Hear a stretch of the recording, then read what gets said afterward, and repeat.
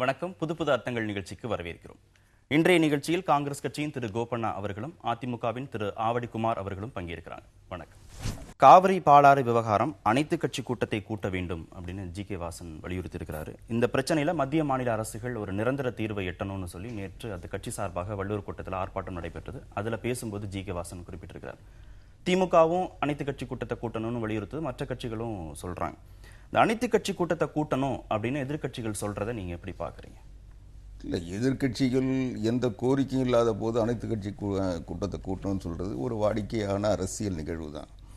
ஏன்னா எதிர்கட்சிகளுக்கு எதையாவது இந்த அரசு மேலே சொல்லணும்னா உடனடியாக எதிர்கட்சிகள் கூட்டத்தை கூட்டணும். அனைத்து கட்சி கூட்டன்றது ஏதோ ஒரு தீர்வை போலவும் அனைத்து கட்சி கூட்டினாவே எல்லா பிரச்சனையும் முடிஞ்சிடும்ன்ற ஒரு கண்ணோட்டத்தோடு இன்னைக்கு அரசியல் கட்சிகள் ஒவ்வொரு நேரங்களில் அதை வலியுறுத்துறாங்க. இந்த ஆர்ப்பாட்டத்தில் ஒரு கட்சியின் சார்பில் நடைபெறுகின்ற தன்னுடைய இருப்பை வெளிப்படுத்துவதற்காக அல்லது தன்னுடைய கட்சி இயங்குகிறது என்பதை தெரிவிப்பதற்காக ஒரு ஆர்ப்பாட்டத்தை நடத்த வேண்டிய சூழ்நிலையில்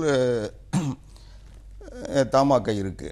அது அவங்க செய்யறாங்க. அது வந்து கட்சி கூட்டத்துல ஒரு தீர்வை எட்டணும் அப்படி நம்ம சொல்ல வேண்டியது இல்லையா? ஒரு கலெக்டிவா வரக்கூடிய அந்த ஐடியாஸையும் நம்ம வந்து எடுத்துக்கிட்டு அடுத்த கட்டமா நகரலாம்ல. இல்ல, நான் சொல்றேன், அதாவது அந்த ஆர்ப்பாட்டத்தை நடத்த வேண்டிய நிர்பந்தத்தில் அந்த கட்சி இருக்கிறதுனால நடத்துறாங்க. ஆனால் அந்த ஆர்ப்பாட்டத்தில் அவர் எந்த கோரிக்கைகள் முன்வைக்கிறாரோ அந்த கோரிக்கைகள் எல்லாமே இன்றைக்கு உருவாக்கப்பட்ட பிரச்சனைகள் இல்லை.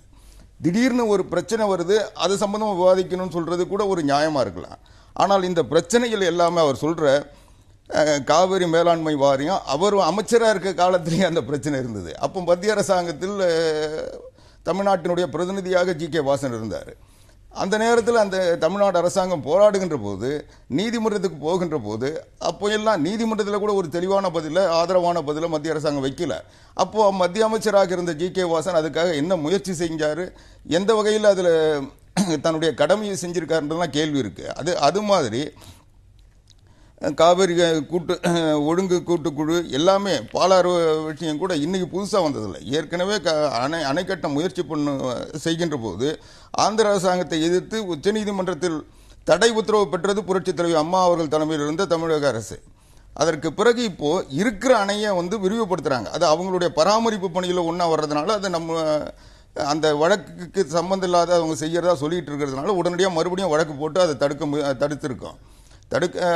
ஆக தமிழ்நாடு அரசாங்கம் செயல்படுது. அதே மாதிரி படகுகளை மீனவர்கள் படகுகளை பறிமுதல் செய்வதும் அவர்கள் வலைகளை பறிமுதல் செய்வதும் காங்கிரஸ் ஆட்சி காலத்தில் பறிமுதல் செய்யப்பட்ட படகுகள் நிறைய இருக்கு. அப்போ உடனடியாக ஒன்றும் மீட்க முயற்சி பண்ணல. ஆட்களை மீட்க முடிஞ்சதை ஒழிய படகுகள் இன்னும் இலங்கை தொடர்ந்து காங்கிரஸ் ஆட்சியிலும் சரி பிஜேபி ஆட்சியிலும் சரி அந்த பொருட்களை திருப்பி தராம தான் இருக்காங்க. இது எல்லாமே ஏதோ ஒரு அரசியல் காரணங்களுக்காக சொல்லப்படுகின்ற ஒரு கோஷமாக தான் பார்க்க முடியுமே தவிர இதுல உண்மை இருக்கிறதாவோ தேவை இருக்கிறதாவோ எனக்கு தெரியல. இல்ல, பொதுவாக தமிழக அரசியல்ல ஒரு கருத்தொற்றுமையை உருவாக்கணும். எதிர்கட்சிகளும் ஆளுங்கட்சியும் ஒரு நாணயத்தினுடைய இரண்டு பக்கங்கள். ஏதாவது ஒரு நாணயத்தின் ஒரு பக்கம் சேதாரமானால் கூட அந்த நாணயம் செல்லாததாகிடும். அதாவது ஜனநாயகத்தில் எதிர்கட்சிகளை மதிக்கணும். மாற்று கருத்துக்களை மதித்து அதை ஆய்வு செய்கிற மனப்போக்கு அதிமுக தலைமைக்கு கிடையாது. அவங்களுடைய ஸ்டைல் ஆஃப் ஃபங்க்ஷனிங், அவருடைய அரசியல் நடைமுறை என்பதே மோதல், கான்ஃபரன்டேஷன் ஆட்டிடியூட் என்று சொல்லக்கூடிய ஒரு மோதல் போக்கை ஏதோ ஒரு வகையில் முதலமைச்சர் ஜெயலலிதா அவர்கள் தொடர்ந்து அதை பின்பற்றி வராங்க. எதிர்கட்சிகள் கூறுகிற கருத்தை ஏற்றுக்கொள்வதில்லை, விவாதத்தில் மதிப்பு கொடுக்கறதில்லை, விவாதத்தில் சொல்லப்படுகிற கருத்துக்களை உள்வாங்குகிற மனப்போக்கு ஏதோ அது ஒரு பலகீனமான செயலாக முதலமைச்சர் கருதுகிறார் என்று நினைக்கிறேன். இல்ல, திமுக ஆட்சியில இருக்கும் போதும் இந்த பிரச்சனைகள்லாம் இருக்கு. காங்கிரஸ் இந்த பிரச்சனைகள் நீண்ட ஆளுங்கட்சி தரப்புல எதுவுமே செய்யல, வழக்கு போடல, கடிதம் எழுதலனா ஓகே. இல்ல, இந்த காவிரி, முல்லை பெரியாறு, பாலாறு, இலங்கையில மீனவர் பிரச்சனை எல்லாமே நீண்ட காலமாக இருக்கிறது. இந்த பிரச்சனையை தீர்ப்பதற்கு மற்ற மாநிலங்கள்ல எப்படி ஒரு அணுகுமுறை? கர்நாடகாவில் ஒரு பொது பிரச்சனை என்று சொன்னால் கட்சி வேறுபாடுகளை கடந்து எல்லோரும் போய் பிரதமரை பார்க்கறாங்க. நாடாளுமன்றத்தில் இருக்கிற அனைத்து உறுப்பினர்களும் போய் சந்திக்க முடியுது. அனைத்து அரசியல் கட்சிகளும் ஒரு முதலமைச்சர் தலைமையில போக முடியுது. கேரளாவில் போக முடியுது. ஏன் தமிழ்நாட்டில் ஏன் போக முடியல? அதுக்கு என்ன காரணம்? தான் பிரதமருக்கு கடிதம் எழுதுறாங்க. மற்ற மாநில முதலமைச்சர் நீதிமன்றத்தில் பிரதமருக்கு ஒரு கடிதம் எழுதி அதை மொழிபெயர்த்து தமிழ் நாளேடுகள்லையும் ஊடகங்கள்லையும் வெளியிட்டுட்டா பிரச்சனை முடிஞ்சுன்னு நினைக்கிறேன். அது கிடையாது.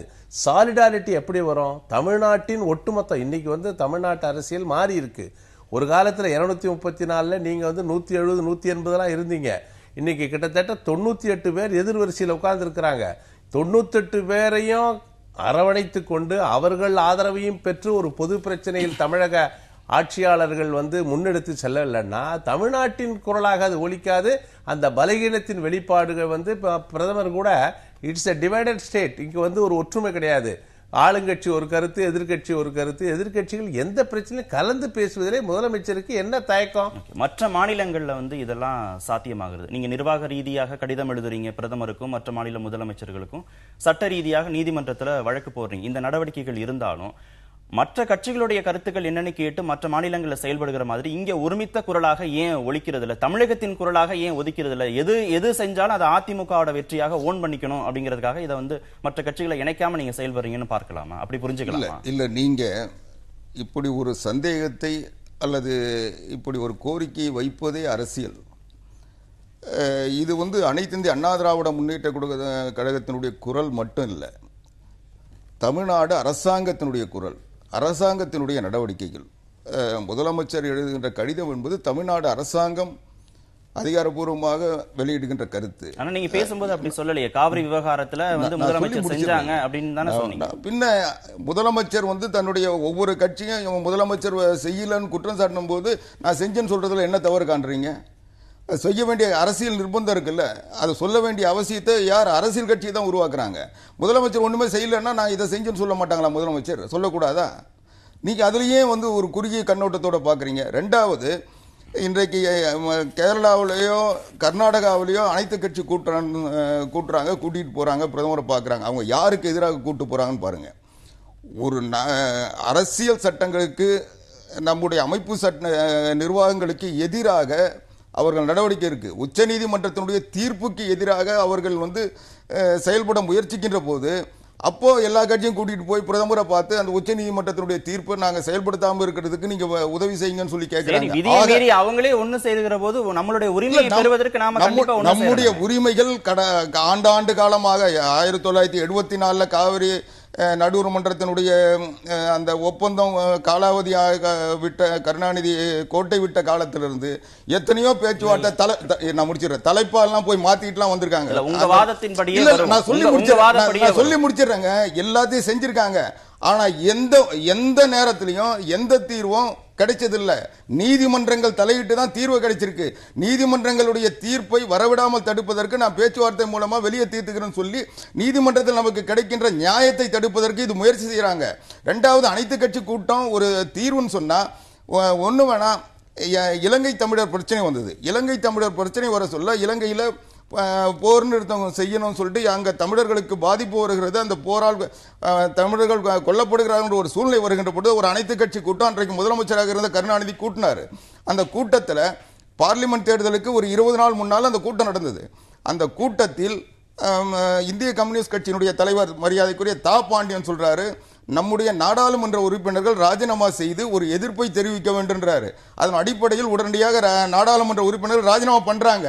அந்த கடிதத்தை கருணாநிதி முதலமைச்சர் வாங்குறாரு. வாங்கி அதை கொண்டு போய் குப்பையில போட்டாரு. அனைத்து கட்சி கூட்டத்தினுடைய தீர்ப்பை எந்த அளவுக்கு மதிச்சாரு? தீர்ப்பை கூட்டுறதுனால எந்த பலன் இல்லை. நீங்க சொன்னீங்க இல்லையா, மற்ற மாநிலங்கள் வந்து உச்சநீதிமன்ற தீர்ப்புக்கு மாறாக மத்திய அரசுடைய மாறாக சரி அரசியல் சட்டத்துக்கு மாறாக செயல்படுறாங்கன்னா அவர்களே அப்படி செயல்படுகிற போது தமிழகத்துடைய உரிமையை நிலைநாட்டுவதற்கு நீங்க போய் நீதிமன்றத்தில் வழக்கு போட்டாலும் மத்திய அரசு சார்பாக மத்திய அரசை போய் நீங்க சந்திக்கிற போது அது கூடுதல் வலு சேர்க்காதா நம்மளுடைய கோரிக்கைகளுக்கு? எல்லா கட்சிகளும் எந்த வகையில கூடுதல் வாய்ப்போ ஒவ்வொரு கட்சி, இங்க காங்கிரஸ் கட்சி இருக்குன்னா இங்க காங்கிரஸ் கட்சி அங்க வந்து ஆளுகின்ற வாய்ப்பை பெறுகின்ற சூழ்நிலையும் அல்லது எதிர்கட்சியாக இயங்குகின்ற நிலையும் இருக்கு. அதே மாதிரி பாரதிய ஜனதா கட்சியும் இருக்கு. மத்தியில் ஆளுகின்ற கட்சிகள் அந்த மாநிலங்களில் ஓரளவுக்கு பலத்தோடு இருக்கின்றன.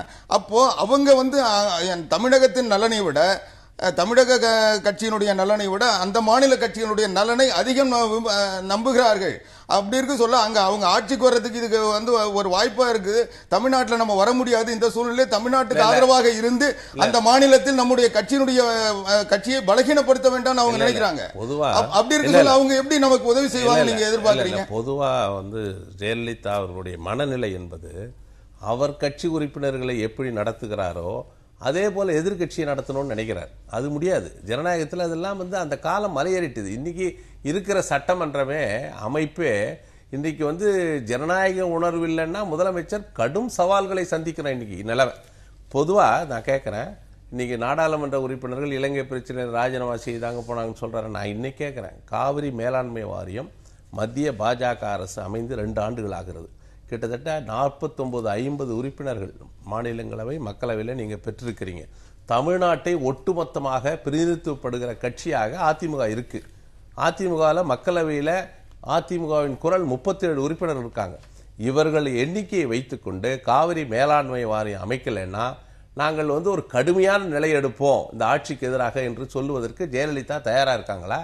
நான் கேட்கிறேன். இன்னைக்கு ஏதோ பேசுறாங்களே, நீதிமன்ற ஆணையின் அடிப்படையில் தான் நமக்கு முல்லை பெரியாறு காவிரி பிரச்சனை போன்றவற்றில் நியாயம் கிடைத்திருக்கிறது தவிர தனிப்பட்ட முறையில வந்து இது வந்து மத்திய அரசோ யாரும் செய்ய முடியல. இல்ல நீதிமன்றத்தின் மூலமாக தான் எல்லா பிரச்சனையும். இது வந்து முதலமைச்சர் சாதிச்சிட்டாரு, சாதனை எல்லாம் சொல்ல முடியாது. அனைத்து கட்சி கூட்டத்தில் நீதிமன்றத்தில் அரசு பங்கு இருக்கு. இல்ல நீங்க இப்ப நீங்களே சொன்னீங்க நீதிமன்றத்தின் மூலமாக தான் எல்லாம் அதைத்தான் அரசாங்கம் செய்யுது. இல்ல நீங்க அனைத்து கட்சி கூட்டத்தை கூட்டணும், பிரதமர் போய் பார்க்கணுங்கிறது. நான் கேட்கிறேன், பாலாற்றில் இன்றைக்கு நீதிமன்ற வழக்கு போடுறீங்க. இந்த வழக்குல என்ன நிலை எடுப்பது என்பதை ஒரு ஆளுங்கட்சி எதிர்கட்சியை கலந்து பேச வேண்டாமா? அனைத்து கட்சி கூட்டத்தை கூட்ட வேண்டாம்? நான் கேட்கிறேன், ஒரு ஜனநாயகத்தில் தேர்வு செய்யப்பட்ட ஒரு முதலமைச்சர் எதிர்கட்சிகளை அனைத்து கட்சிகளை கூட்டி பேசுவதற்கு அவர் தயாராக இல்லை என்றால் அவருக்கு ஜனநாயக உணர்வு இல்லைன்னு தான் அர்த்தம். ஜனநாயக உணர்வே இல்லாத ஒரு முதலமைச்சரை தமிழகத்தில் நான் பெற்றிருக்கிறோம். அவர் வருவாரு, அவர் படிப்பாரு, போவாரு, அவர் பேசும்போது யாரும் குறுக்கிடக்கூடாது. ஆனா எதிர்கட்சி தலைவர்கள் பேசுகிறப்போ அனைத்து அமைச்சர்களும் குறிக்கிறாங்க. எங்க கட்சியை சார்ந்த KR ராமசாமி அவர்கள் 1 மணி நேரம் பேசினா கணக்கு. ஆனா அவர் பேசியது 10 நிமிடம். மீதி எல்லாமே குறுக்கீடுகள். எல்லாத்துக்கும் ஒரு அமைச்சர்கள் எழுந்து குறுக்கிடுவது எப்படி ஃப்ளோ ஆஃப் ஸ்பீச் வரும்? ஜனநாயகத்துல வந்து தமிழக பிரச்சனைகளுக்காக எல்லா கட்சிகளையும் சட்டமன்றத்தில் எதிர்கட்சிகளையும் அரவணைச்சு போறதுல என்ன தயக்கம் தமிழக அரசுக்கு? இல்ல, நீங்க எதிர்கட்சிகளை அரவணைத்து போகணும்னு கேட்கறத விட எதிர்கட்சிகள் ஆளுங்கட்சியை அரவணைத்து போறாங்களான்னு அதை கேளுங்க. அதாவது கேள்வி ஒரு சைடா இருக்கக்கூடாது, 2 சைட்லயும் 2 கை தட்டினாதான் ஓசை. முதலமைச்சர் எதிர்கட்சி தலைவரும் கூடி பேசுங்க. ஏங்க முதலமைச்சர் சந்திச்சு பேசுங்க, பிரச்சனையை தீர்க்க முயற்சி பண்ணுங்க. சபை எப்படி நடத்துறதுன்னு ஒரு முடிவுக்கு வாங்க. நீங்க பேசவே கூடாது, நான் சந்திக்கவே மாட்டேன் என்று சொல்லுவது ஜனநாயகத்தில் சாத்தியமா? இல்ல, நாள்தோறும் சட்டமன்றத்தை சந்திக்கிட்டு தான் இருக்காங்க. அங்க உட்கார்ந்து இருக்காரு, இங்க உட்கார்ந்து இருக்காரு, அவ்வளவுதான். பக்கத்துல வந்து அவங்க கொடுத்த இருக்கையில உட்கார்றாங்க, அவங்க அரசியல் சட்ட கடமைகளை செய்யறாங்க. நீங்க உட்கட்சி ஜனநாயகத்துல அவர் போய் தலைப்பா மாத்துவாரு, அடுத்த நாள் கொடுத்துட்டு வருவாரு. இல்ல, நான் கேட்கறது உட்கட்சி ஜனநாயகத்தை பத்தி பேசுறாரு. காங்கிரஸ் கட்சிக்கு உட்கட்சி ஜனநாயகத்தை பற்றி பேசுவதற்குரிய தார்மீக உரிமை இல்ல. சோனியா காந்தி சோனியா காந்தி எப்படி தலைவர் ஆனாங்க? சீதாராம் கேசரிய சேரோட தூக்கி வெளியே போட்டு திடீர்னு வந்து உட்கார்ந்தாங்க. ஜனநாயகத்தை பத்தி அவங்க பேசக்கூடாது. உட்கட்சி எங்க கட்சியினுடைய நடைமுறை சட்டத்திட்டம் நாங்க செஞ்சிட்டு இருக்கோம். நீங்க வந்து கட்சியை வந்து எப்படி இயங்கணும்ன்றது அடுத்தவங்க முடிவு பண்ண முடியாது. எங்க கட்சியினுடைய சட்டத்திட்டம், நாங்க வந்து எங்க கட்சியினுடைய நடவடிக்கைகள். ஆனா இன்னொரு கட்சியினுடைய ஜனநாயகத்தை பத்தி நாங்க பேச விரும்பல. ஆனா தேவையில்லாம என்னவோ ஜனநாயகம் தமிழ்நாட்டில் அதிமுக ஆட்சியில இல்ல அல்லது கட்சியில இல்லன்னு சொல்றதெல்லாம் அரசியல்ல ஒரு தெளிவான நிலை எடுக்க முடியாதவங்க சொல்லுகின்ற வார்த்தை. ஒரு நிமிஷம், நாம இந்த பகுதியை நிறைவு செய்யறோம். அவருடைய ஒரு குற்றச்சாட்டு மட்டும் நீங்க பதில் சொல்லுங்க, நம்ம இதை முடிக்கலாம்.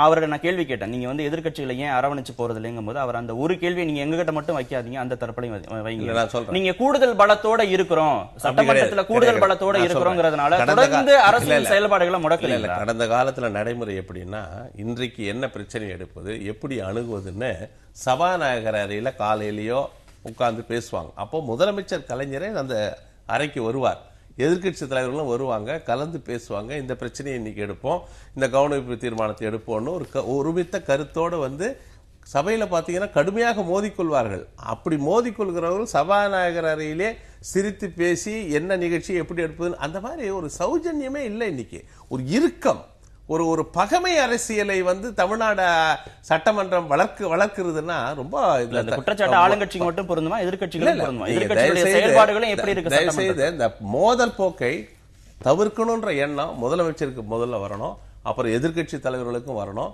இருவரும் இணைந்து செயல்பட்டா தமிழ்நாட்டில் பியாண்ட் பார்ட்டிசான் அந்த பார்வைக்கு அப்பா, அரசியல் கொள்கைகளுக்கு அப்பால தமிழ்நாட்டு நலன் சார்ந்து பொதுவாக சந்திச்சு பேசி பொழுதன்னைக்கு நீங்க சட்டசபையில் அமளியும் சண்டையும் சச்சரவுமாக இருந்தால் எப்படி ஜனங்க பிரச்சனை நீங்க பேச முடியும்? அதுக்கு என்ன வாய்ப்பு இருக்கு? தேர்ந்தெடுக்கப்பட்ட உறுப்பினர்கள் தொகுதி பிரச்சனை பேசணும், மானிய கோரிக்கையில பேசணும்னா சட்டமன்றம் நிறைய நேரம் நடக்கணும், விவாதம் நடக்கணும். விவாதத்தில் முதலமைச்சரும் எதிர்கட்சி தலைவர்களும் பங்கேற்கணும். அதுக்குரிய ஒரு ஆரோக்கியமான சூழல் இல்லாத நேற்று நடந்த சம்பவம் ரொம்ப வெட்கத்தர.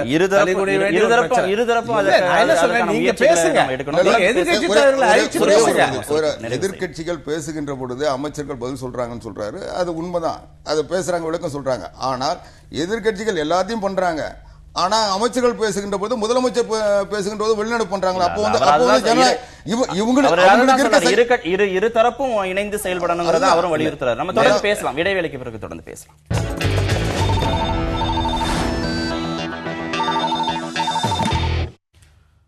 பாஜக அரசுக்கு நேசமான ஆட்சியினால் அதிக நிதியை பெற முடியாமல் போனது ஏன் அப்படின்னு திமுக தலைவர் கருணாநிதி கேள்வி எழுப்பியிருக்கிறாரு. ரெண்டு விஷயம் இருக்கு. பாஜக அரசுக்கு நேசமான ஆட்சி தான் அப்படிங்கிறது தமிழக அரசு அப்படிங்கிறது உண்மையா, அப்படின்னா ஏன் நிதியை பெற முடியல அப்படின்னு ரெண்டு செய்தி இருக்கு. இல்ல, பாஜக அரசுக்கு நேசமான அரசு ஒரு மத்திய அரசாங்கத்துக்கு மாநில அரசாங்கத்துக்கு இருக்கிற உறவு தான் இன்னைக்கு தமிழ்நாடு அரசாங்கம் கடைபிடிக்கின்ற உறவு. இதை தவிர கற்பனையான இல்லை கருணாநிதியின் விருப்பமான உறவுகள்லாம் நாங்கள் அவங்க கற்பனைக்கு பதில் சொல்லிட்டு இருக்க முடியாது. ரெண்டாவது, நேற்றைக்கு கூட நாடாளுமன்றத்தில் ஜிஎஸ்டி மசோதா வரும்போது திமுக தான் ஆதரிச்சிருக்கு. அது எது நேசம்? இங்கே உறவுக்காக காங்கிரஸோட கை கொடுக்குவதும் அங்கே போய் தன்னுடைய நிலையை உயர்த்திக் கொள்வதற்கு அல்லது தனக்கு தேவையானவைகளை எதிர்பார்த்து பாரதிய ஜனதா கட்சி அரசாங்கத்தோடு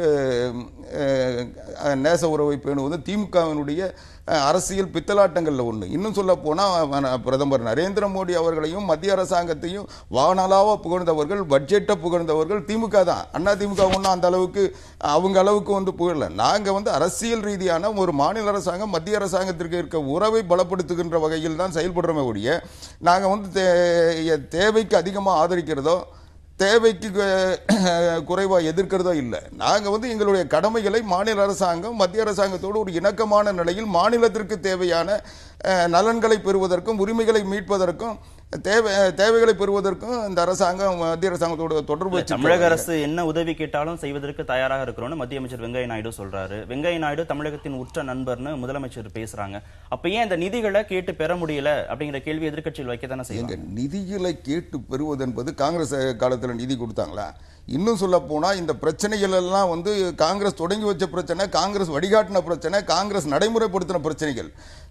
இன்னைக்கு அவர் கருணாநிதி சொல்றாரு பீகாருக்கு கொடுத்தாங்க, பீகாருக்கு தேர்தல் வருது அதனால கொடுத்தாங்க, வந்ததுக்கு அதனால கொடுத்தாங்க. உத்தரப்பிரதேசம் ஏன் கொடுக்குறாங்கன்னா உத்தரப்பிரதேச தேர்தல் வருது. இன்னும் சொல்ல போனா நாங்கள் ஆண்டாண்டு காலமாக சொல்றது தமிழ்நாட்டை தொடர்ந்து மத்திய அரசாங்கங்கள் அது காங்கிரஸா இருந்தாலும் பாரதிய ஜனதா கட்சியாக வஞ்சித்துக் கொண்டிருக்கிறது. என்னன்னா இன்னும் வெளிப்படையா பேரறிஞர் அண்ணா சொன்னது போல சொல்லணும்னா அந்த மாநிலங்களில் இந்தியை தாய்மொழியாக கொண்டவர்கள் அவங்க ஆதிக்கம் செலுத்துறாங்க, அமைச்சரவையில் அங்கம் வகிக்கிறாங்க.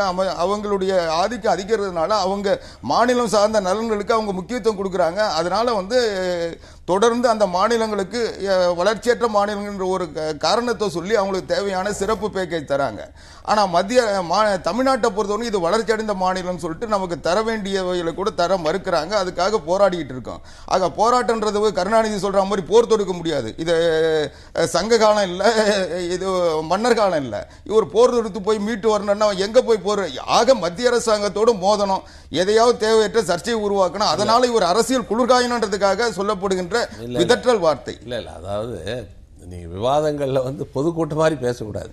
பித்தலாட்ட அரசியல்லாம் எது பித்தலாட்டம்? அந்த மாதிரிலாம் வார்த்தைகள் இன்னைக்கு ஜிஎஸ்டி காங்கிரஸ் ஆதரிக்கிறது, ஏன்னா நாங்கள் தான் ஆரம்பத்திலேயே அதை கொண்டு வந்தவங்க, அதனால் ஆதரிக்கிறோம். திமுகவும் ஆதரிக்குது. அதில் ஒன்றும் தவறு இல்லை. ஒருமித்த கருத்து, ஒரே கூட்டணியில் இருக்கிறோம், ஒருமித்தமாக இருக்கிறோம். அதில் போய் அதில் எங்கே இருக்குது பித்தலாட்டத்துக்கு வாய்ப்புன்னு தெரியல. அதெல்லாம் நியாயமற்ற ஒரு கருத்து.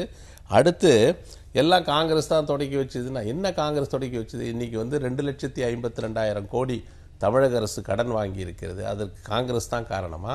பொதுத்துறை நிறுவனங்கள் 2 லட்சம் கோடி கடன் வச்சிருக்கீங்க. 4.5 லட்சம் கோடி கடன் இருக்கு தமிழக அரசு. காங்கிரஸ் வந்தாலும் பாரதிய ஜனதா வந்தாலும் எந்த கட்சி வந்தாலும் ஆட்சி அமைப்புக்கு வந்தாலும் மாநில அரசுக்கு கொடுக்க வேண்டிய இந்த நிதியில பாரபட்சம் காட்டுறாங்க. இல்ல, பாரபட்சம்னு கிடையாது.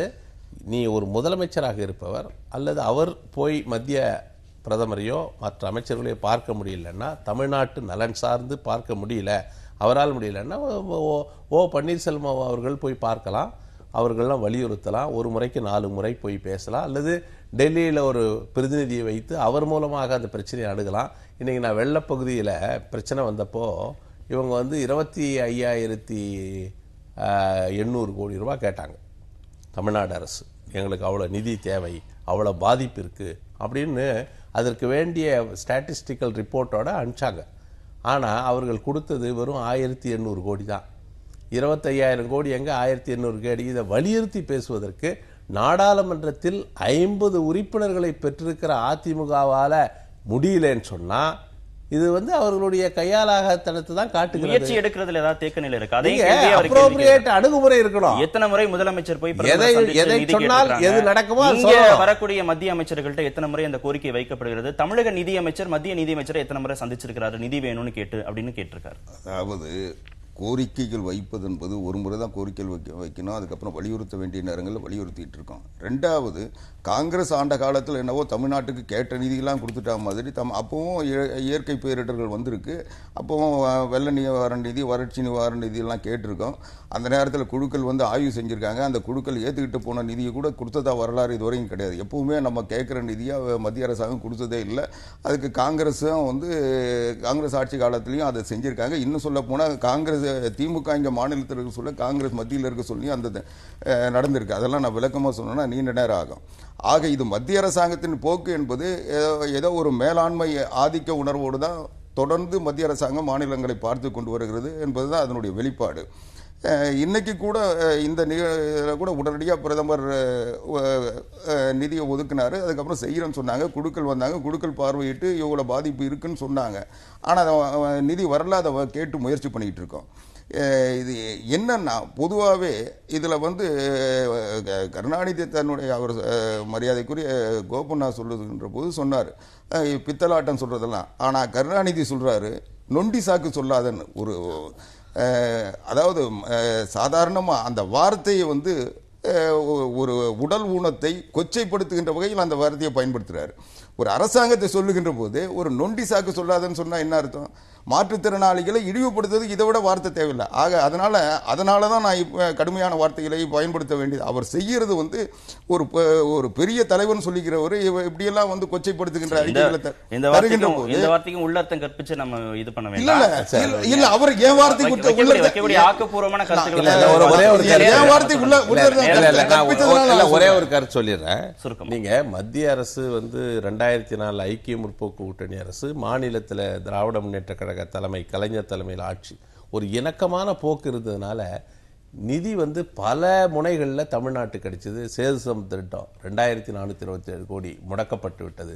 உயர்மட்ட சாலை துறைமுகம் மதுரவாயில் 1,800 கோடி முடக்கப்பட்டது. இன்னைக்கு பார்க்கிற நெடுஞ்சாலை, இன்னைக்கு பார்க்கிற கத்திப்பாரா சந்திப்பு, இன்னும் பல இடங்கள்ல நீங்க பாக்குற தமிழகத்தில் நெடுஞ்சாலைகள்லாம் அந்த காலகட்டத்தில்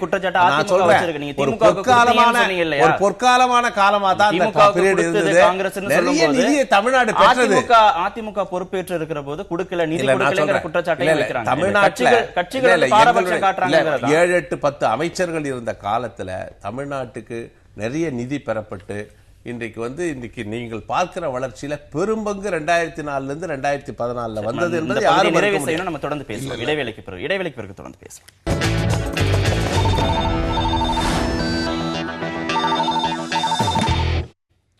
மாநிலங்களவையில் ஜிஎஸ்டி மசோதா நிறைவேறி இருக்கிறது. கிட்டத்தட்ட 30 ஆண்டுகளுக்கு பிறகான சீர்திருத்தம் அப்படின்னு சொல்லப்படுகிறது.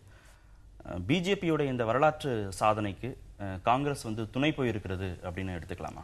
இல்லை, இந்த வரலாற்று சாதனையை நிகழ்த்த வேண்டும் என்று நீண்ட காலமாக அந்த ஜிஎஸ்டி மசோதாவை கொண்டு வந்து நிறைவேற்ற வேண்டும் என்று முயற்சி எடுத்தது காங்கிரஸ். 2006 இதை கொண்டு வந்தோம்.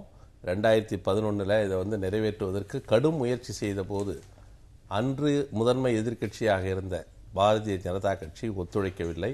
இன்றைக்கு பிரதமராக இருக்கிற நரேந்திர மோடி அன்றைக்கு குஜராத் முதலமைச்சராக இருந்தபோது கடுமையாக இது ரெக்ரசிவ் டாக்ஸ் என்று சொல்லி கடுமையாக எதிர்த்தவர் நரேந்திர மோடி. இன்றைக்கு அவரே கடந்த 2 ஆண்டுகளாக காங்கிரஸ் கட்சியை ஒதுக்கி வைத்துவிட்டு முதன்மை எதிர்க்கட்சியை ஒதுக்கி வைத்துவிட்டு நிறைவேற்றலாம் என்று முயற்சி செய்து தோல்வி அடைந்து இன்றைக்கு காங்கிரஸ் கட்சியோடு ஒரு கருத்தொற்றுமை ஏற்பட்டு அந்த அடிப்படையிலே இந்த மசோதா அனைத்து எதிர்க்கட்சிகளும், அதிமுக என்கிற ஒரு கட்சியை தவிர அனைத்து எதிர்க்கட்சிகளும் ஆதரவு தெரிவித்து 203 உறுப்பினர்கள் எதிர்த்து ஒருவர் கூட வாக்களிக்காத ஒரு வரலாற்று நிகழ்வு நடைபெற்றிருக்கிறது என்றால் அதற்கு பெருமை, அதாவது இது கிரெடிட் ஒரு அரசியல் ரீதியாக நாங்கள் தான் அதற்கு காரணம் என்று நான் சொல்ல தயாராக இல்லை.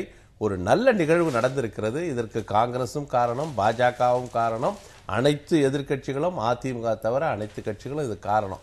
இதற்காக நாங்கள் பெருமைப்பட்டுக் கொள்வோம். ஏன்னா இந்த நிகழ்வு நடந்திருக்கிறது. அதுக்கு அது நாங்கள் தான் காரணம், பாஜக தான் காரணம்லாம் சொல்ல முடியாது. இன்றைக்கு சூழல், நல்ல சூழல் ஏற்பட்டு இது வந்திருக்கு. இது இன்னைக்கு ஒரே நாடு ஒரே வரி, அதாவது இந்தியாவை ஒரே வரியின் மூலம் இன்றைக்கு இணைக்கப்பட்டிருக்கிறது. அது ஒரு பெரிய நேஷனல், அதாவது தேசிய ஒருமைப்பாடு என்பது பல நிலைகளில் உருவானாலும் வரி விதிப்பில் ஒரே முனை வரி, ஒரே வரி என்கிற அடிப்படையில் இந்த 29 மாநிலங்களும் இணைக்கப்பட்டிருக்கிறது கூட்டாட்சி தத்துவத்திற்கு கிடைத்த மிகப்பெரிய ஒரு வரப்பிரசாதமாகத்தான் நான் பார்க்கிறேன். 150 நாடுகள்ல இருக்கு. 30 ஆண்டுகளுக்கு பிறகு கொண்டு வந்திருக்கிற மிக முக்கியமான வரி சீர்திருத்தம் அப்படிலாம் சொல்லப்படுகிறது. அதிமுக வெளிநடப்பு செய்திருக்கிறது இந்த மசோதாவை எதிர்த்து. அரசியல் சாசனத்திற்கு எதிரானது அப்படின்லாம் சொல்றீங்க. எந்த அடிப்படையில் இந்த கருத்தை முன்வைக்கிறீங்க? இல்ல, இந்தியா ஒரு ஃபெடரல் அமைப்பு உள்ள நாடு. ஆக மாநிலங்கள் தான் இன்னைக்கு பெரும்பாலும் மக்களுடைய அன்றாட தேவைகளை, மக்களுடைய அடிப்படை தேவைகளை நிறைவேற்றுகின்ற பொறுப்பும் பணியும் மாநிலங்களுக்கு தான் இருக்கு. மத்திய அரசாங்கம் என்பது ஒரு மேலாண்மை நிர்வாகமாக இருக்க முடியுமே ஒழிய சராசரி மக்களுடைய பிரச்சனைகளை மாநில அரசாங்கம் தான் அணுக முடியும். ஆக மாநில அரசாங்கத்தினுடைய நிதி இழப்பை ஏற்படுத்துகின்ற வகையில் மத்திய அரசாங்கம் தன்னை பலப்படுத்திக் கொள்வதற்கும், இன்னும் சொல்ல போனால் வளர்ச்சி அடையாத, உற்பத்தியில் முன்னேறாத மாநிலங்கள் பலன் பெறுகின்ற வகையிலும் இந்த வரி விதிப்பு அமையுது. இது மாநிலத்தினுடைய கூட்டாட்சி, மாநிலங்களுடைய கூட்டாட்சி உரிமைக்கு எதிரான, இதை தான் மரியாதைக்குரிய கோபண்ணா அவர்கள் சொன்னது போல நரேந்திர மோடி அவர்கள் கூட கடந்த முதலமைச்சராக இருந்த நேரங்களில் மாநிலங்களின் உரிமைக்காக பேசுகின்ற பொழுது, தன்னுடைய மாநிலம் சார்ந்து அவர் பேசுகின்ற போது அதை தான் வலியுறுத்திட்டு இருந்தார். இன்னைக்கு அவர் பிரதமர் ஆயிட்டதுனால மத்திய அரசாங்கத்தினுடைய நிலைப்பாட்டை அவர் ஒட்டி பேசலாம ஒழிய மாநில அரசாங்கங்கள் பாதிக்கப்படுகிறது என்பதுதான் உண்மை. இதில் மாநில அரசாங்கம் பாதிக்கப்படுவதில் வளர்ச்சி அடைந்த மாநிலங்கள் அல்லது தொழில் உற்பத்தியில், பொருட்கள் உற்பத்தியில் முன்னணியில் இருக்கின்ற மாநிலங்களுக்கு இது இழப்பை ஏற்படுது. ஏன்னா மாநில அரசாங்கத்துக்கு விதிக்கின்ற மதிப்பு கூட்டு வரி வாட் இல்லாமல் போகுது. அது போலவே நுழைவு வரி, ஒரு பொருளை வாங்கும்போது விதிக்கப்படுகின்ற சேல் டேக்ஸ், அது போலவே பொழுதுபோக்கு கமர்ஷியல் டேக்ஸ், பொழுதுபோக்கு வரி, விளம்பரத்துக்கான வரி. ஆனா இன்னொரு புறத்துல நீங்க சேவை வரி கிடைக்கும்ல மாநில அரசுக்கு. இல்ல, சேவை வரின்றது ஒரு குறிப்பிட்ட அளவு தான். அது கூட மத்திய அரசாங்கம் அதை வாங்கி அதுல பகிர்ந்து தான் தரப்போறாங்க. ஆனா இது வரி விதிக்கின்ற அடிப்படை உரிமையே மாநிலத்துக்கு இல்லாம போகுது. மாநில அரசாங்கங்கள் தன்னுடைய நிதி ஆதாரங்களை பெருக்குகின்ற பொழுது அதுக்கான இயல்பான மாநிலம் சார்ந்த பிரச்சனைகளை ஒட்டி வரி விதிப்பது என்பது இனி இயலாத காரியமாக போதில்லை. மாநில அரசுகள் உரிமையை பறிப்பதற்கான எந்த முகாந்திரமும் இதில் கிடையாது. Empowered committee of finance ministers, மாநிலங்களில் இருக்கிற நிதி அமைச்சர்கள்லாம் சேர்ந்து சுசில்குமார் மோடி தலைமையில் எம்பவர்டு குரூப் அமைக்கப்பட்டு அவர்கள் தான் இந்த ஜிஎஸ்டி எந்த அடிப்படையில் இருக்கணும், இந்த 18% எப்படி வரணும், அதாவது ரேட் நியூட்ரலிட்டி ரெவென்யூ. நீங்க சொன்னாலும் நீங்க நிதி விஷயத்துல மாநில அரசுக்கு இருக்கக்கூடிய இந்த சுய அதிகாரம் இருக்குல்ல, அது கிடையாது. தமிழக சட்டமன்றத்துல இந்த பொருள் மேல வரி விதிக்கலான எந்த விதமான சுயமான முடிவுகளையும் தமிழக அரசாங்கம் இனிமே எடுக்க முடியாது. நீங்க அந்த விகிதாச்சாரங்களை எந்த மாற்றங்களை கொண்டுட்டு வரணும்னாலும் நீங்க நாடாளுமன்றத்துல தான் அந்த விகிதங்களை நான் சொல்றேன். கிடையாது, அதாவது அதுக்கு ஜிஎஸ்டி கவுன்சில் வருது. அத மாநில பிரதிநிதிகள், மத்திய அரசினுடைய பிரதிநிதிகள்லாம் சேர்ந்து ஒரு ஜிஎஸ்டி கவுன்சில் அமைப்பார்கள். எதற்கு வரி விதிக்கலாம், எதற்கு வரி விதிக்க கூடாது என்று இந்த மசோதா நிறைவேறிய பிறகு அடுத்த கட்டாது அவர்கள் அதை முடிவு செய்வார்கள். The state give up right to impose sales tax, அதை அவங்க செய்யறாங்க. அதே போல மத்திய அரசும் எக்ஸைஸ் அண்ட் சர்வீஸ் டாக்ஸ் எல்லாம் விட்டுறாங்க. ஆக மத்திய மாநில அரசு எல்லாம் இணைந்து இந்த பல முனைகள்ல வரி விதிப்பு, ஒரு ட்ரேடர், ஒரு மேனுஃபேக்சரர் இப்போது இருக்கிற வரி விதிப்பு முறையில ஒவ்வொரு கட்டத்திலும் இப்போ ஒரு பாட இந்த ஸ்டேட் விட்டு அந்த ஸ்டேட் போறப்போ என்ட்ரி டாக்ஸ், அப்புறம் நிறைய வரிகள். அதாவது பாத்தீங்கன்னா மத்திய அரசு உற்பத்தி வரி, சேவை வரி, சுங்கத்துறையில கூடுதல் வரி, செஸ், சர்சார்ஜ்னு பல முனை. அதே போல மாநில அரசு வேல்யூ ஆடட் டாக்ஸ், மதிப்பு கூட்டு வரி, மத்திய வரி, வாங்கும் போது வரி, நுழைவு வரி, பொழுதுபோக்கு வரி, விளம்பரங்கள் மீதான வரி என்று பல கிட்டத்தட்ட 19 வரி இதுல முற்றிலும் நீக்கப்பட்டு ஒரே வரி, அதாவது tax on destination, tax on consumption, tax not on production, உற்பத்தியில வரி இல்லாம நுகர்வு சமயத்தில் அது ஒரே முனையில் அந்த வரி விதிப்பு மூலமாக எல்லாமே ஆன்லைன்ல டிரான்ஸ்பரன்சி.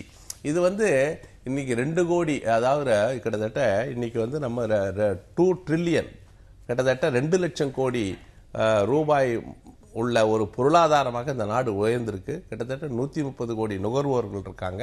இதெல்லாம் ரொம்ப எளிமைப்படுத்துவது, அதாவது இந்த சீர்திருத்தம்லாம் எப்போ கொண்டு வந்திருக்கணும். கிட்டத்தட்ட புதிய பொருளாதார கொள்கை அறிமுகப்பட்டு 25வது ஆண்டு காலத்தில் இந்த சீர்திருத்தம் மிகப்பெரிய ஒரு புரட்சிகரமான நடவடிக்கை. வெளிநாடுகளில் இந்தியா ஒரு வரி விதிப்பு முறையில் ஒரு அந்நிய நாட்டில் ஒரு முதலீடு செய்யறவங்க இந்த வரி விதிப்பை பார்த்தா இங்க முதலீடுக்கே வரமாட்டாங்க. இதனால இந்தியாவினுடைய ஒட்டுமொத்த உற்பத்தி இருக்க ஜிடிபி 0.5%, 1%, 1.5% காலப்போக்கில் கூடுவதற்கு வாய்ப்பு இருக்கு. விலைவாசிகள் குறையும். அதனால இதுல இருந்து உற்பத்தி அதிகரிக்கும். எல்லாருக்குமே ஒரு சாதகமான வரவேற்கப்பட வேண்டிய விஷயம். உற்பத்தி செலவு ரொம்ப குறையும், உற்பத்தி பொருள் மீதான விலை ரொம்ப குறையும் போது நுகர்வோர்கள் பயனடைவாங்க அப்படின்னு சொல்றாங்க. இல்ல, இது உற்பத்தி செலவு குறையும்ன்றதெல்லாம் இவங்க இதை நியாயப்படுத்துகின்ற வார்த்தையாக இருக்க முடியுமே தவிர, இன்னைக்கு இவங்க யாருக்கான உற்பத்தின்னு ஒரு கேள்வி விடும். இன்னைக்கு உலகமயம், தாராளமயம் வந்ததுக்கு பிறகு இன்னைக்கு வெளிநாட்டிலிருந்து உற்பத்தி ஆகின்ற பொருட்கள் இந்தியாவில் சந்தைப்படுத்துவதற்கான யுக்தியில் இது ஒன்று. இங்கே உற்பத்தி, இப்போ இங்கே உற்பத்தி தொடங்குச்சுன்னா மாநில அரசாங்கத்துக்கு வரி விதிப்பு, கூடுதல் வரி வர சொல்ல மாநில அரசாங்கம் அவங்களுக்கு சலுகைகளை செய்ய முடியும், அவங்களுக்கு தேவையானதை செஞ்சு தர முடியும். ஆனால் எங்கேயோ ஒரு வெளிநாட்டிலிருந்து வர பொருளுக்கு என்ன வரியோ அந்த வரி தான் இங்கே உற்பத்தி ஆகிற பொருளுக்கும் போட சொல்ல இவங்களுக்கு கூடுதல் கவனம் மாநில அரசாங்கம் தர முடியாது. ரெண்டாவது, இது மாநில அரசாங்கங்களை மட்டும் இல்லை, நகராட்சி, உள்ளாட்சி அமைப்புகளையும் பாதிக்கும். இன்னைக்கு உள்ளாட்சி அமைப்புகளில் அந்த இப்போ ஒரு பிரசித்தி பெற்ற இடங்களுக்கு போக சொல்ல அங்கே அவங்க அந்த லோக்கல் வரி வசூலிப்பாங்க. வாகனங்கள் போகிறதுக்கு வரி, அல்ல அந்த நுழைவு வரி, இந்த மாதிரி வரி. அந்த சில பொது இடங்களில் கடை வச்சுருந்தாங்களா அதுக்கு வரி போட்டு வசூல் பண்ணுவாங்க. அதெல்லாம் கூட பண்ண முடியாது. எந்த வரியுமே செய்ய முடியாமல் சேவை வரின்னு ஒரு பொருள், வெளிநாட்டிலிருந்து வர ஒரு பொருள் எங்கேயோ உற்பத்தி ஆகிற வர பொருளுக்கு என்ன வரியோ அதுதான் இங்கே உற்பத்தி ஆகின்ற, இங்கே சாதாரண குறைந்த அளவில் உற்பத்தி செய்கின்ற பொருளுக்கு அந்த வரி போடுவாங்க. அதனுடைய பலன் எதுவுமே மாநில அரசாங்கங்களுக்கோ உள்ளாட்சி அமைப்புகளுக்கோ கிடைக்காது. அப்படி இருக்க சொல்ல இவங்களுடைய நிதி ஆதாரங்கள் எல்லாம் பலகீனப்பட்டு மத்திய அரசாங்கம் ஒரு ஒற்றை ஆட்சி முறை, ஒரு மரியாதைக்குரிய கோபண்ணா சொல்ற நாடுகள்லாம் ஒற்றை ஆட்சி முறை உள்ள நாடு. அங்க மாறுபட்ட சூழலோ மாநிலங்களிடையே இருக்கின்ற மாறுபட்ட அடிப்படை தன்மையும் இல்லை. அவங்க ஒருமுகப்படுத்தப்பட்டது. காங்கிரஸ் ஆட்சி காலத்தில் இந்தியாவில் எல்லாத்தையும், இந்தியாவினுடைய சந்தையெல்லாம் வெளிநாட்டு முதலீட்டாளர்களுக்கு, வெளிநாட்டு நிறுவனங்களுக்கு தாரை வார்க்க வேண்டும் என்ற ஒரு தாராள நோக்கத்தோடு கொண்டு வரப்பட்ட அந்த இதுவை இன்னைக்கு பிஜேபியும் அதை கடைபிடிக்குது. ரெண்டு பேருக்கும் பொருளாதார ரீதியான இந்தியாவை ஒரே வரின்னு சொல்லுகிற போது மாநிலங்களுக்கு இருக்கக்கூடிய அந்த பன்முகத்தன்மை பாதிக்கப்படும். பன்முகத்தன்மைன்னா பன்முக வரி, பலமுனை வரி. அது ஒரு உற்பத்தி செய்கிறவரை, ஒரு வியாபாரம் செய்கிறவரை அதை போல கொடுமைப்படுத்துகிற ஒரு வரி விதிப்பு முறை இதெல்லாம் வந்து ரொம்ப பழைய காலத்து. இன்னைக்கு தமிழ்நாட்டுல தமிழக அரசாங்கம் கொடுக்கக்கூடிய எல்லா சலுகைகளையும் பயன்படுத்தி இங்க வந்து தொழிற்சாலைகள் ஆரம்பிப்பாங்க. ஆனா இவங்களுக்கு கிடைக்கக்கூடிய எந்த வரி வருவாயும் தமிழகத்துக்கு கிடைக்காது. தமிழகத்துக்கு கிடைக்காது. எங்க விற்பனை அதிகமாக இருக்கிறதோ அங்கதான், நுகர்வு எங்க அதிகமா இருக்குதோ அங்கதான் ஜிஎஸ்டி வரி அதிகமாக கிடைக்க போகுது. சொல்றேன், இதுல வந்து எந்த வகையிலும் பொருளாதார இழப்பு மாநில அரசுக்கு ஏற்படாது. இந்த ஜிஎஸ்டி கவுன்சில்ன்றது 3/2 பங்கு உறுப்பினர்கள் மாநிலம், 3/1 பங்கு தான் மத்திய அரசு. இவர்கள் தான் இந்த வரி விதிப்பு முறையில் எந்த பொருளை சேர்க்கறது எதை நீக்குவதுன்னு முடிவு செய்ய போறாங்க. இந்த இந்திய வரலாற்றில் முதல் முறையாக மத்திய மாநில அரசுகள் இணைந்து ஒரே வரி விதிப்பு முறைக்காக கூடி பேசி முடிவெடுக்க போகிற ஒரு வாய்ப்பு ஏற்பட்டிருக்கு. தமிழகத்துல பெட்ரோல் கன்சம்ஷன் எடுத்துக்கிட்டீங்கன்னா 3வது விதத்து வருது, வரி வருவாய் கொடுக்கறதுல 3வது இடத்துல இருக்கு பெட்ரோல். இதுக்கு நீங்க வரி விதிக்கிற போது தமிழகம் பாதிக்கப்படுங்கிற குற்றச்சாட்டு வைக்க தானே செய்வாங்க. டாக்ஸ் ஆன் கன்சம்ஷன், நுகர்வு எங்க இருக்கோ அங்கதான் வரி.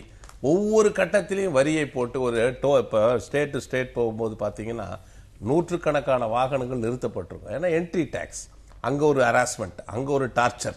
இது ஒவ்வொரு ஸ்டேட்லயும் படுற தொல்லைகள் தாங்க முடியல. இன்னைக்கு வந்து அருண்ஜேட்லி ஒரு கருத்தை அழகா சொல்லியிருக்கார். The union of state cannot exist without the union. It is not confederation of states. புரிஞ்சுக்கோங்க, கன்ஃபெடரேஷன் ஆஃப் ஸ்டேட்ஸ் கிடையாது. இதுல வந்து யூனியனும் ஸ்டேட்ஸும் இணைந்து ஒரு வந்து ஒரே நாடு ஒரே வரி விதிப்பு என்கிற அடிப்படையில் போறாங்க. இந்த 18% ஏதோ மத்திய அரசு முடிவு பண்ணல. Empowered group of ministers net neutrality rate என்று சொல்லி அனைத்து மாநிலங்களில் இருக்கிற வரி விதிப்பு முறையை வைத்து ஒரு ஸ்லாப் 18% மேல போகக்கூடாது. இப்போ இன்டைரக்ட் டாக்ஸ்லாம் 14-15% இருக்கு. அது வந்து நீங்க அதிகமாக 18% மேல போறப்போ இன்ஃபிளேஷனரி ட்ரெண்ட் வரும், பணவீக்கத்துக்கு வழிவகுக்கும், விலைவாசி உயர்வு என்கிற காரணத்தினால 18% இருக்க வேண்டும் என்று காங்கிரஸ் கட்சி வலியுறுத்தியது. நேற்று முன்னாள் நிதியமைச்சர் ப. சிதம்பரம் அவர்கள் மிக தெளிவாக அது வந்து பினான்சியல் பில்லாக இருக்கணுமே தவிர மணி பில்லாக இருக்கக்கூடாது என்றெல்லாம் பேசி இன்றைக்கு ஒரு கருத்தொற்றுமை ஏற்பட்டு, இதுல எனக்கு என்ன வருத்தம்னா அதிமுக இதை ஆதரித்திருக்கலாம். இதை எதிர்க்கிறதுனால எந்த பலனும் அதுக்கு ஏற்பட போகுது. 5 ஆண்டுகளுக்கு வந்து அது வந்து இன்றைக்கு தனிமைப்பட்டு ஏற்படக்கூடிய அந்த நிதி இழப்பை வந்து அவங்க சரி கட்டுவதற்கான உதவியை மத்திய அரசு செய்ய போறாங்க. இதுக்கப்புறமா என்ன சிக்கல் இருக்கிறதா நீங்க இல்ல இப்போ மரியாதைக்குரிய கோபண்ணா சொன்னதுக்கு பதில் நீங்க சொன்னதுதான். மாநில அரசாங்கங்களுக்கு இழப்பு ஏற்படாதுன்னா அப்ப ஏன் 5 ஆண்டுகளுக்கு மாநில அரசாங்கத்துக்கு அவங்க இழப்பை ஈடுகட்ட? நீங்க ஒரு புது சிஸ்டத்தை கொண்டு வரும்போது பணவீக்கம் அதிகமாகும், விலைவாசி உயரும். ஆனா அது ஸ்டெபிலைஸ் ஆகிறதுக்கு ஒரு வருஷம் ஆகும்னு அவங்களே சொல்றாங்க. ஒரு ஆண்டுக்கு இப்போ இருக்கிற நிலையில இந்த ஆண்டுக்கான நிலையில பார்த்தாவே 9000 கோடிக்கு மேல இழப்பு வராது. வந்தா சரி கட்டறோம், காம்பன்சேஷன் உண்டு. அப்போ தமிழ்நாட்டுக்கு சரி கட்டறோம் சொல்லி மத்திய அரசாங்கம் ஒரு உத்தரவாதம் தருதுன்னு சொன்னா வளர்ச்சி அடைந்த மாநிலங்களுக்கு அது பாதிப்பை தரும். அதுதான் அதனுடைய பொருள். ரெண்டாவது, மரியாதைக்குரிய கோபண்ணா சொன்னாரு, ஒவ்வொரு மாநில எல்லையிலும் நுழைவுரைக்காக வாகனங்கள் காத்திருக்குன்னு. இன்னைக்கு காங்கிரஸ் கட்சியினுடைய பொருளாதார கொள்கையும் பிஜேபியினுடைய பொருளாதார கொள்கையும் ஒவ்வொரு ஊர்லயும் டோல்கேட்டை போட்டு இன்னைக்கு எல்லா வண்டியும் காக்க வச்சிருக்காங்க. ஆக மாநில அரசாங்கங்களுக்கு வர வருமானம் எல்லாம் போயிடுது. ஆனா மத்திய அரசாங்கம் டோல்கேட் போட்டு ரோட்ல வந்து வசூல் பண்றாங்க. உள்ளாட்சி அமைப்புகள் அதை செஞ்சிட்டு இருந்தாங்க. அவங்க ஊருக்குள்ள போக சொல்ல அந்த ஊர்ல அவங்க சோதனை அந்த இது நுழைவு இன்னும் அவங்க வசூல் பண்ணிட்டு இருந்தாங்க. ஆனா அதை தடுத்துடுறாங்க. இப்ப இவங்க டோல்கேட் போட்டு ஒவ்வொரு நுழையெல்லாம் 150 ரூபாய் 200 ரூபான்னு இவங்க வசூல் பண்ணிட்டு இருக்காங்க. இது மத்திய அரசாங்கம் ஆக ஒரு உள்ளாட்சிகளுக்கு கிடைத்த அதிகாரம் கூட இன்னைக்கு மத்திய அரசாங்கத்துக்கு கொண்டு போயிட்டாங்க. இதுதான் இது பார்க்கறதுக்கு ஏதோ வந்து ஒரு மேலோட்டமா இருந்தாலும் இது முழுக்க உலக பொருளாதார கொள்கையை ஒட்டி போடுகின்ற இந்த வரி விதிப்பு முறையை மாற்றி வச்சிருக்காங்க. இது முழுக்க நம்முடைய அடிப்படை சுதந்திரத்தை பறித்து ஒரு உள்ளாட்சிகளில் இருக்கின்றவர்களுக்கு கூட எந்தவித வருவாய் அதிகாரமும் இல்லாத நிகழ்ச்சியை நிறைவு செய்யறோம். இறுதியா ஒரே ஒரு கேள்வி, நீங்க 2 பேருமே சுருக்கமா பதில் சொல்லுங்க. இந்த எக்கனாமி சார்ந்து எடுக்கக்கூடிய இந்த முடிவுக்கு பின்னாடி அரசியல் இருக்கு. அதிமுக அரசாங்கம் வந்து இந்த முடிவை எடுத்ததுக்கு பின்னாடி நாடாளுமன்ற தேர்தலை கணக்கு வச்சு ஒரு கால்குலேஷன்ல இந்த தமிழக அரசு செயல்படுதுன்னு ஒரு செய்தி இருக்கு. மத்திய அரசுல ஒரு இறக்கமான போக்கை கடைபிடிக்காம இந்த ஒரு விஷயத்துல அப்போஸ் பண்ணியிருக்கிறது மூலமாக அது தன்னை ஒரு சுப்ரீம் பவரா காமிச்சுக்கிறதுக்காக முயற்சி பண்றாங்கன்னு இருக்கு. உங்களுடைய இல்லை, ஒரு அரசியல் கட்சியினுடைய எல்லா நடவடிக்கைகளிலும் அரசியல் இருக்க தான் செய்யும். அரசியல் இல்லாம இன்னைக்கு இந்தியாவில் எந்த கட்சியும் இயங்க முடியாது. ஏன்னா ஒரு அரசியல் சார்ந்த கட்சி. ஆனால் தமிழ்நாட்டை பொறுத்தளவு புரட்சி தலைவி அம்மா அவர்களை பொறுத்தவரை தமிழ்நாட்டு மாநிலத்தினுடைய நிலவனை மட்டும்தான் மையமாக வச்சு அரசியல் நடத்திட்டு வராங்க. இப்போ இது வந்து தேசிய கட்சிகளுக்கு வேணா அவங்களுக்கு வந்து பரந்த நோக்கம் இருக்கணும், அதனால இருக்கும். அவங்களுக்கு வந்து வளர்ச்சி அடைந்த மாநிலத்தை விட அவங்களுக்கு பலமாக இருக்கிற மாநிலங்களில் அவங்களுடைய கவனம் அதிகமாக இருக்கும். அதனால அதுக்கு அரசியல் லாபம் தான் அதுக்கு காரணம். ஆக இன்னைக்கு வந்து அவங்க தேர்தல் வருகின்ற பகுதிகளில் இருக்கின்ற மக்களுக்கு தேவையான அவங்களுடைய வளர்ச்சியை மையமாக வைத்து அவங்களுக்கு லாபத்தை தருகின்ற நோக்கத்தோடு இதை கொண்டு வந்திருக்காங்க. இது தமிழகத்திற்கு பாதிப்பு தரும். நான் முடிச்சிடறேன் ஒரே ஒரு. இது தமிழகத்திற்கு பாதிப்பு தரும், இது தமிழர் நலனுக்கு எதிரானது என்பதற்காக அதுக்கு ஒரே பெரிய உதாரணம் தேவையில்லை. திமுக ஆதரிச்சதுனால அது நிச்சயமா தமிழ்நாட்டுக்கு எதிரானதா இருக்கு. இல்லை, இப்படி ஒரு அணுகுமுறை வந்து அரசியல் ரீதியாகவே முதல்ல இதை பார்க்கக்கூடாது. இது ஒரு வரி விதிப்பு முறை, ஒரு சீர்திருத்தம், ஒரு எக்கனாமிக் ரிஃபார்ம், பொருளாதாரத்தில் ஒரு சீர்திருத்த நடவடிக்கை. அதை வந்து பொருளாதார ரீதியாக தான் பார்க்கணுமே தவிர அரசியல் ரீதியாக பார்க்கக்கூடாது. இந்த மசோதாவை பாஜக கொண்டு வந்ததற்கோ காங்கிரஸ் ஆதரித்ததற்கோ அல்லது திராவிட முன்னேற்ற கழகம் ஆதரித்ததற்கோ அரசியல் கிடையாது. நாட்டு நலன் கருதி தான் பண்ணாங்களே தவிர வேற ஒண்ணும் இல்லை. அந்த அடிப்படையில் தான் ஆதரவு தெரிவிச்சிருக்கு, நிறைவேற்றப்பட்டிருக்கு. 203 உறுப்பினர்கள் ஒருவர் கூட எதிர்ப்பு தெரிவிக்கவில்லை என்றால் அரசியல் கண்ணோட்டம் இல்லாமல் நாட்டு நலன் கருதி ஒரே நாடு ஒரே வரி என்கிற முகையில ஒரு பெரிய இன்டகிரேஷன் கொண்டு வந்திருக்காங்க. இதை வந்து அதிமுக வந்து வலுவான காரணங்கள் எதையும் சொல்லாம கூட்டாட்சி தத்துவம் அதை இதை சொல்லி வந்து வலுவான காரணங்கள் சொல்லாம பேசுற மாதிரி அவங்க மாநில நலன்னு பேசுறாங்க. மாநில நலனுக்கு விரோதமாக இதை எதிர்த்திருக்காங்க. நிகழ்ச்சியில் பங்கேற்ற இருவருக்கும் நன்றி. நேயர்களை மற்றும் நிகழ்ச்சியில் சந்திக்கலாம். நன்றி, வணக்கம்.